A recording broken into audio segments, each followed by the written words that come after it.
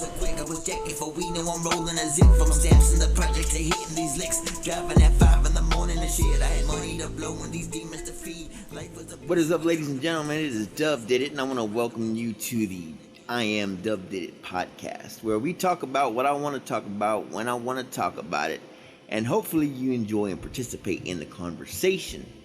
Now, I want to start off by saying during the course of this experiment, I'm probably going to piss a lot of you off. Probably. I mean, I'm banned in Reddit and places like that, and so many subreddits.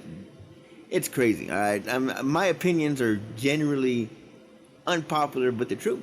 I only speak the truth, and people are mad that I don't go with the herd. I'm not a sheep.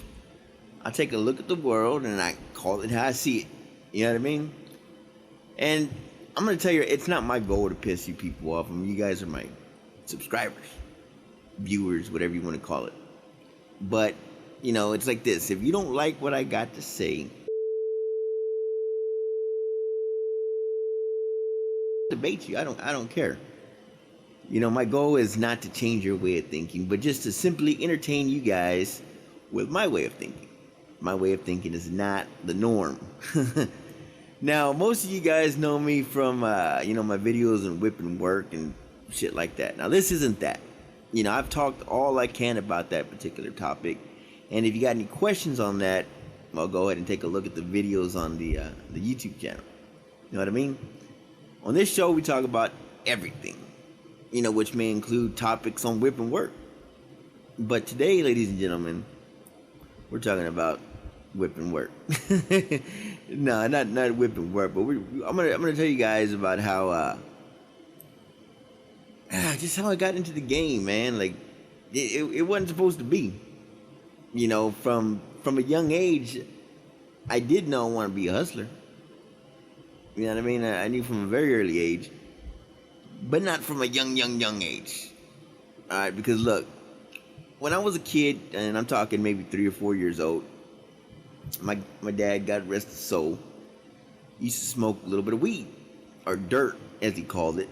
He used to smoke it in the restroom or in the backyard with his friends, and I used to smell it.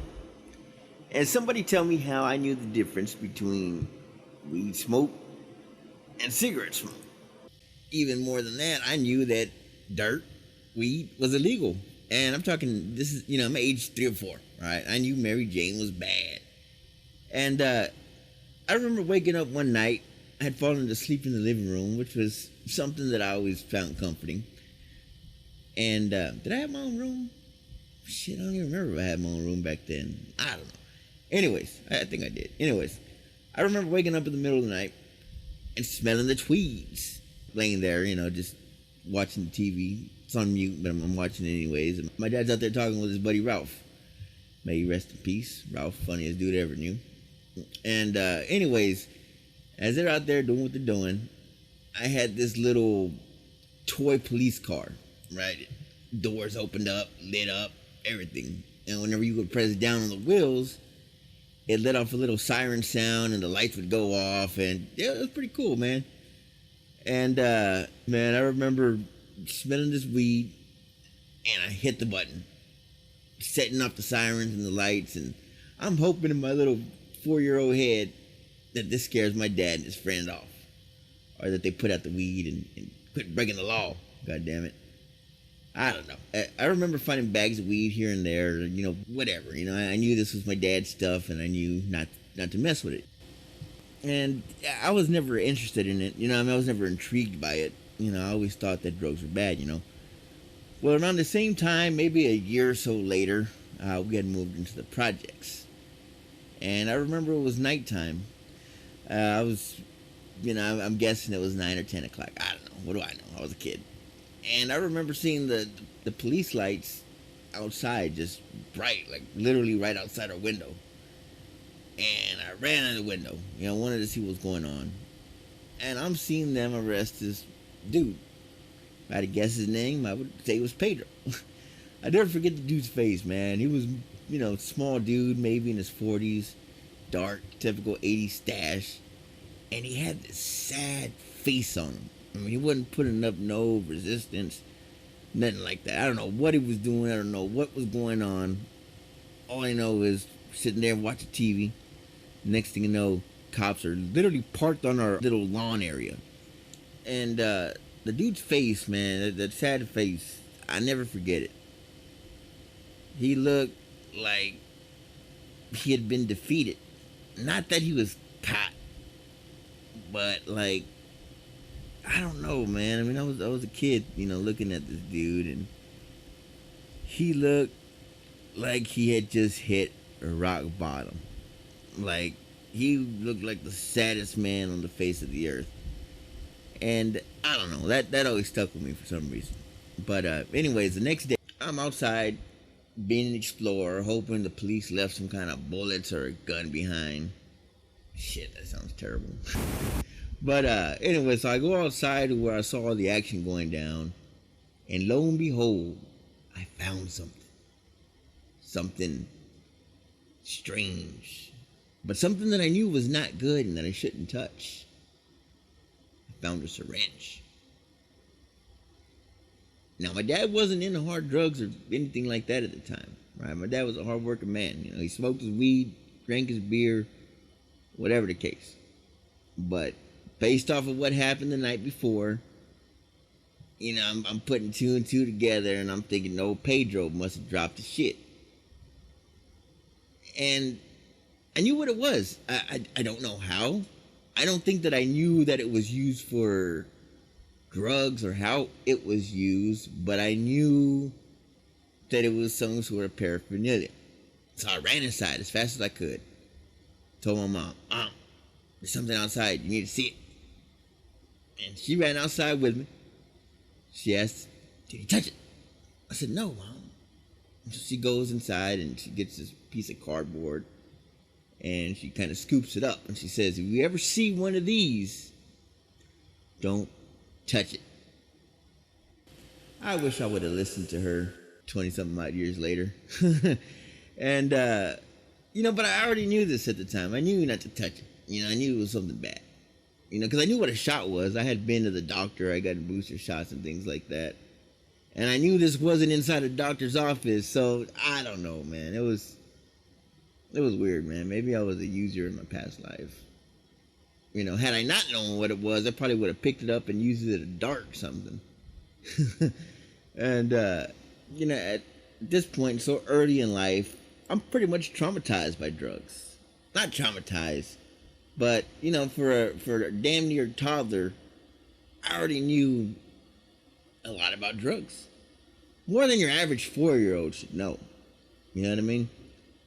So you would have thought that I would have stayed away from all things drug related. But life changed for the Dub Did It family. Years later, I'm maybe 9 or 10 or 8, maybe 7. Somewhere in that little 3-year time frame, my dad started drinking more, coming home later. I remember hearing them argue when he'd get home about him drinking and this and that.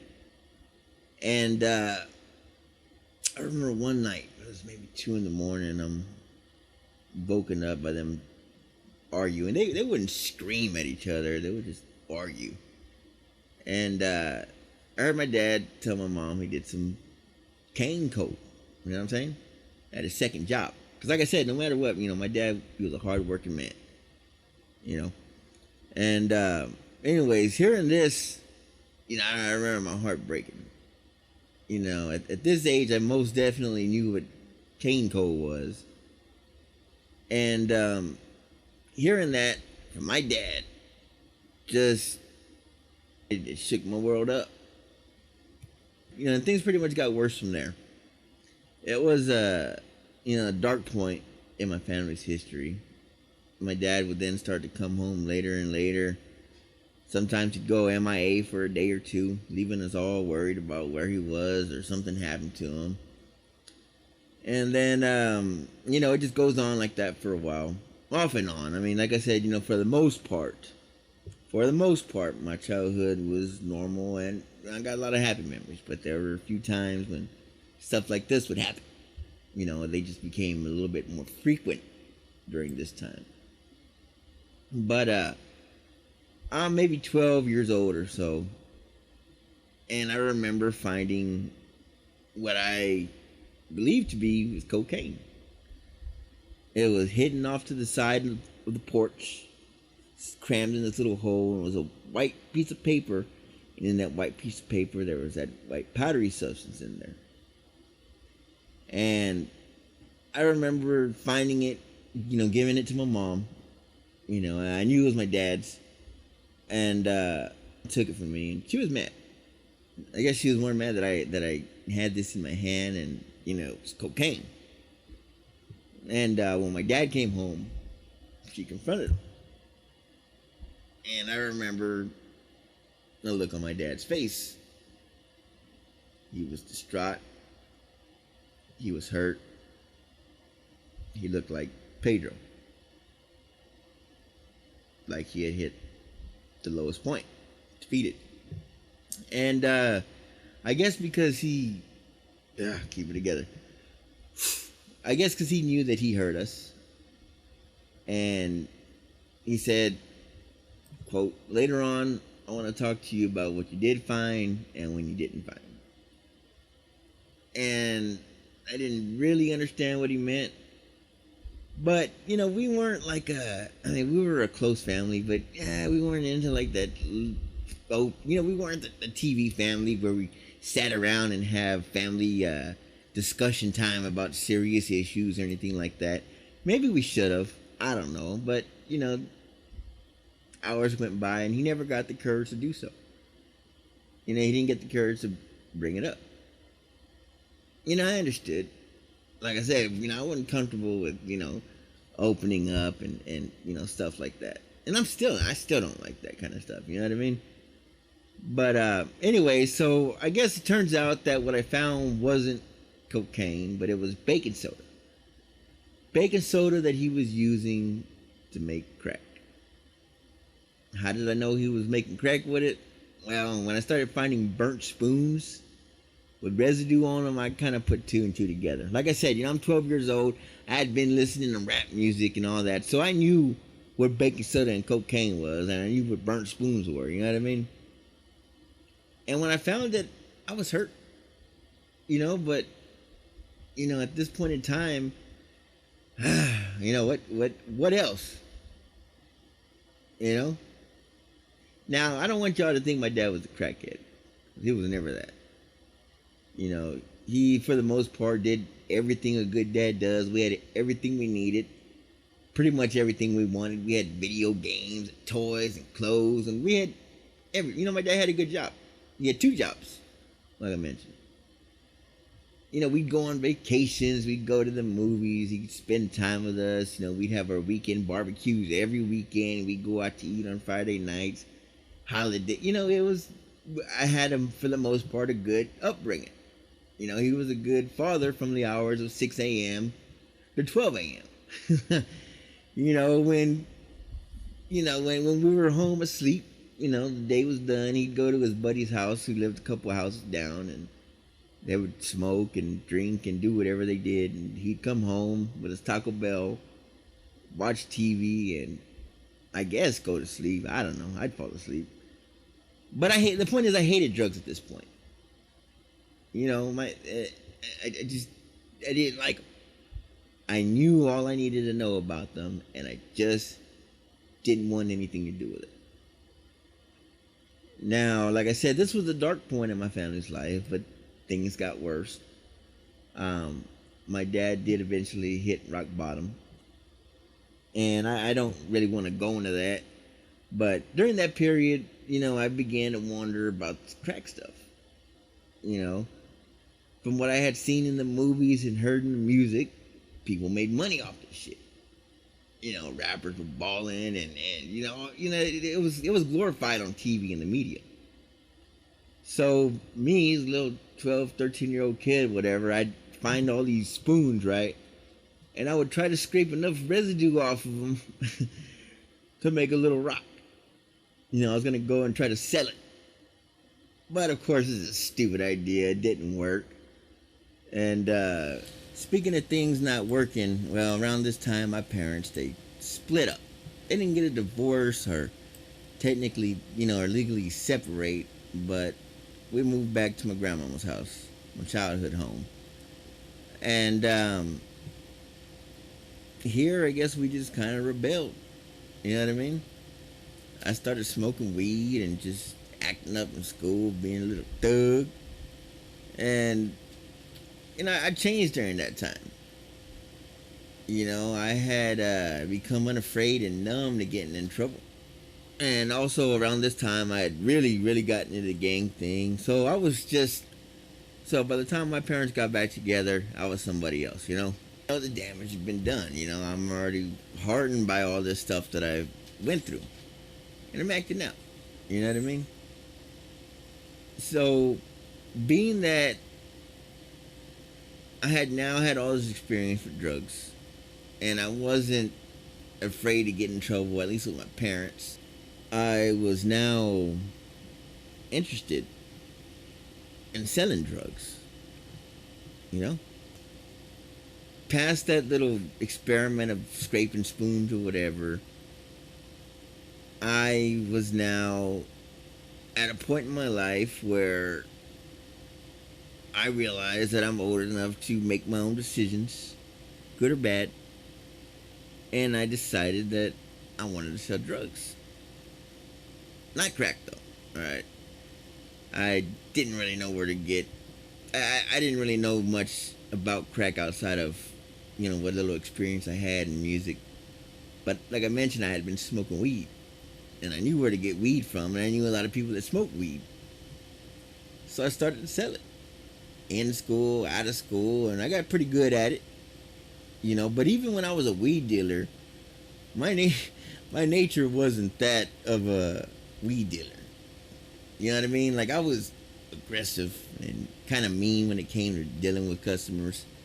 I didn't put up with nobody canceling orders or no bullshit. And weed smokers, man, they're all chill and relaxed. And me, I'm just this angry little young teenager, man. It's like, yeah, I was something else, right? So, I made money on weed, but it just wasn't for me, man. I didn't have the temperament for it.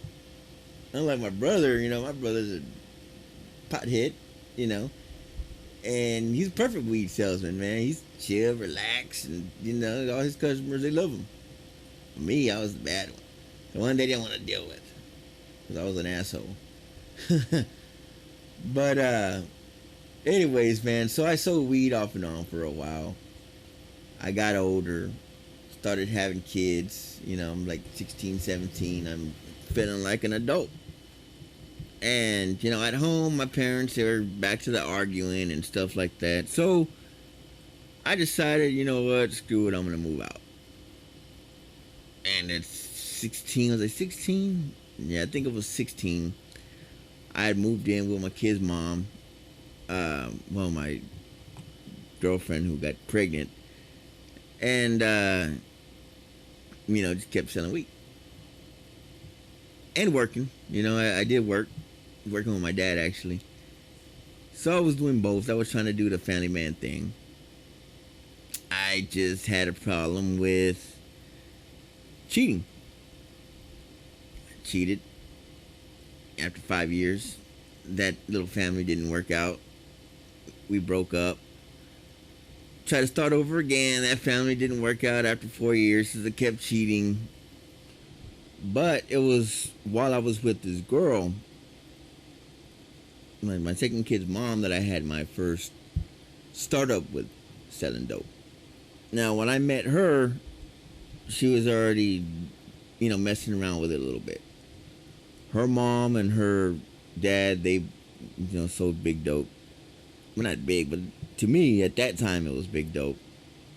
And while they were out hitting licks, or whatever the case, she would shortstop on them.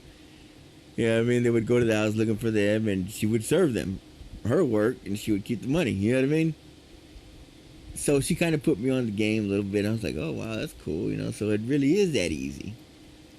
And when me and her ended up moving out from that house, I ended up moving to the spot where I happen to know the neighbor, and, he's a crack smoker. So I make a buy from my kid's mom's parents and I started selling at that point. Now I didn't know anything about it, nothing. You know, I had the neighbor. He was basically finding the licks for me, and I was doing good. I was making a lot of money, but this dude, he was taking advantage of the situation. He kept asking for this and asking for that and fronts, and I mean, I didn't really know how the game worked, so I kind of just went along with it for a little bit. And I was working. I had a full-time job, a good job at the time, so it was more of like a side thing. But after I had got picked up on my first felony charge from this girl's parents, I said, "Fuck it, man. I'm not even gonna risk it. I'm gonna put this aside for a little bit." So I stopped selling for 3 years while I was on probation. I was supposed to be on probation for 5 years, and then I got off in 3. And I didn't go right to selling after that. Eventually, me and that chick, like I said, we broke up because I was being a cheater. And when me and her broke up, that's when I said, you know what?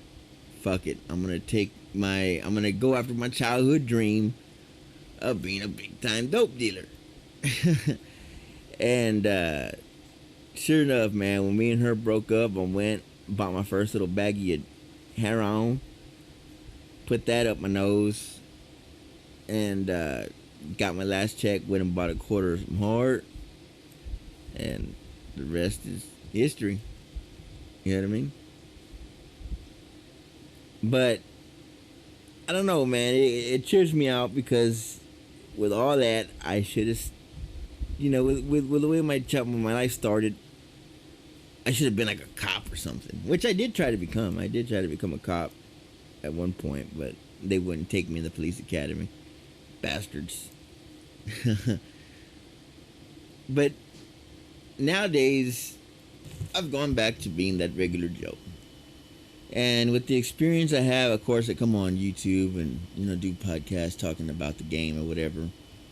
But I really don't recommend that anybody get into it. You know what I mean? It's not the kind of life that you think it is. Sure isn't what I thought it was.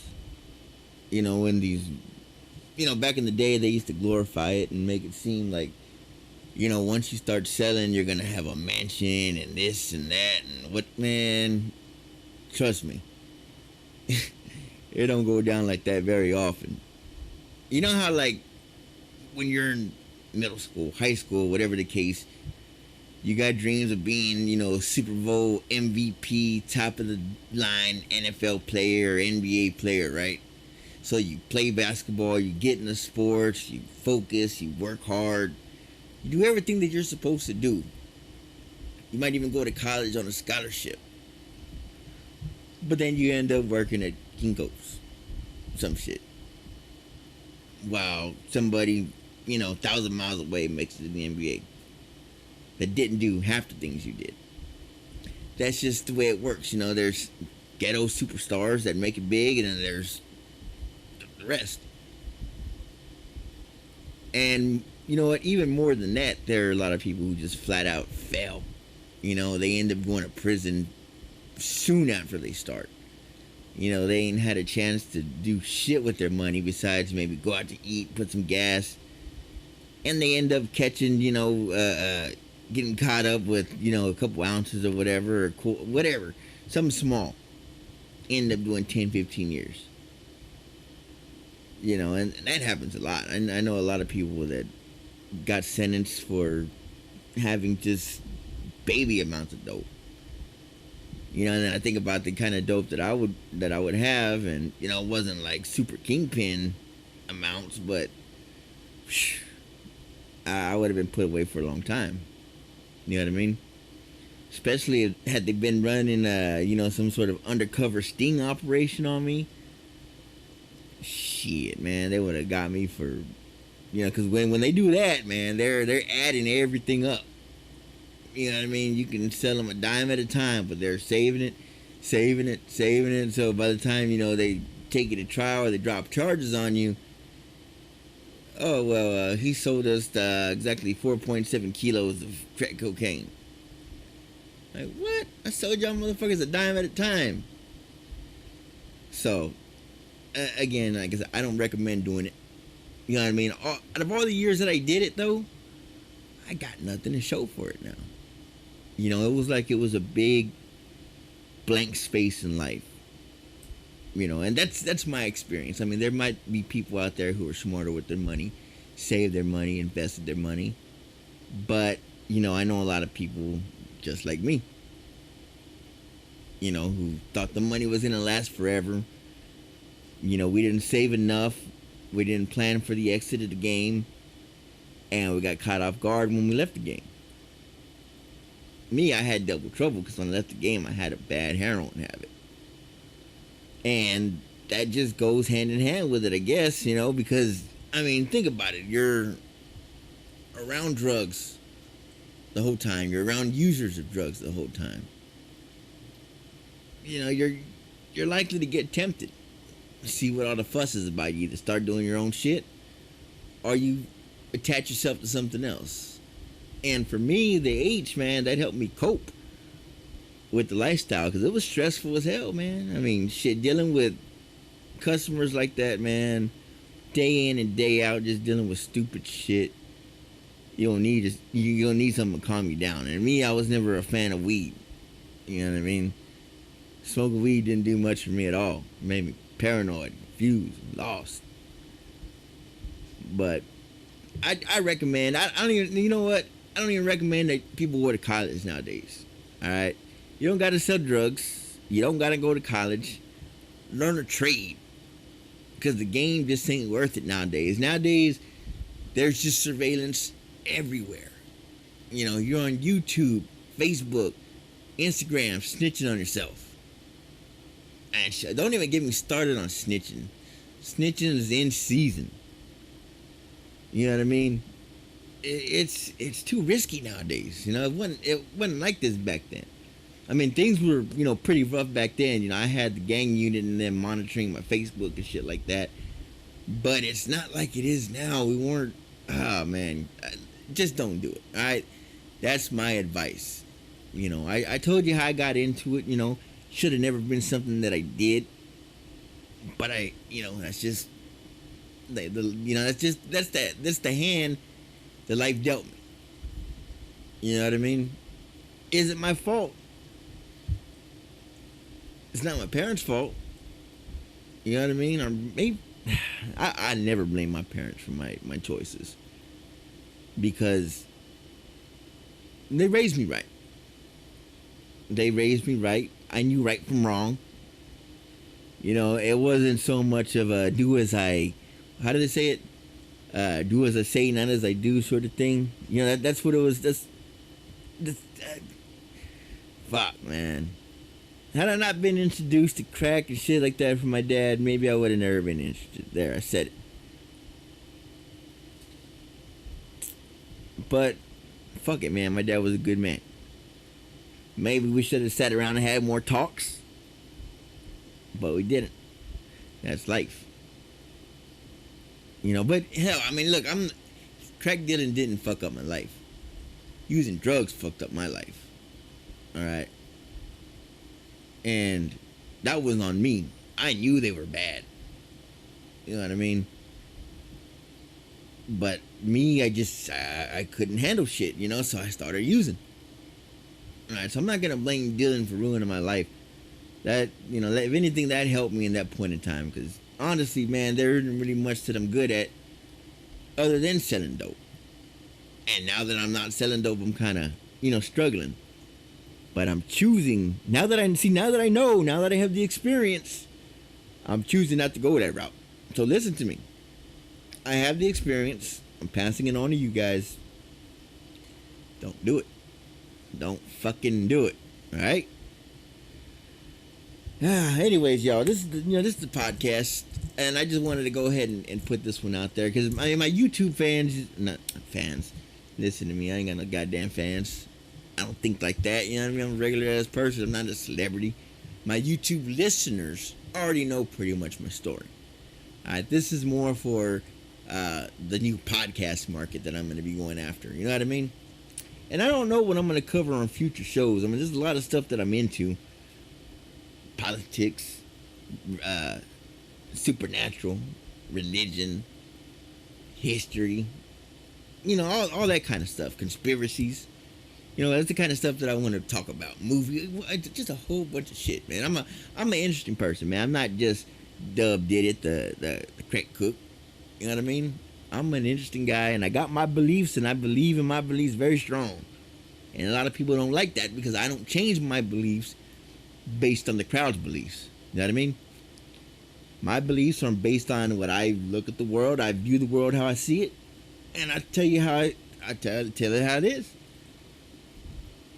And to some people, that's a problem because some people, they say, well, if you don't think like us or believe like us, you're a this or you're a that. You're a phobe or you're a ist.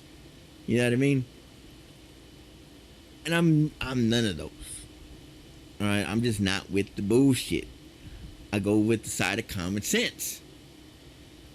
If these other people were speaking common sense, well, I'd be on their side, right? But during my podcast, I definitely want to have some opposing views on the podcast with me. So what I'm going to try to do is I'm going to try to post upcoming topics. That way, if somebody feels that they have a lot to say about that topic, I'll talk with them, see where we stand, and maybe we can get a guest or something like that on the show. You know what I mean? I don't know. We're trying it. We'll see how it works. But for right now, I'm going to go ahead and I'm going to end the little podcast. I'm going to thank you guys for listening, to whoever's listening. And if you made it this far, I don't know what's wrong with you. I'm joking, man. But anyways, y'all, Dub out.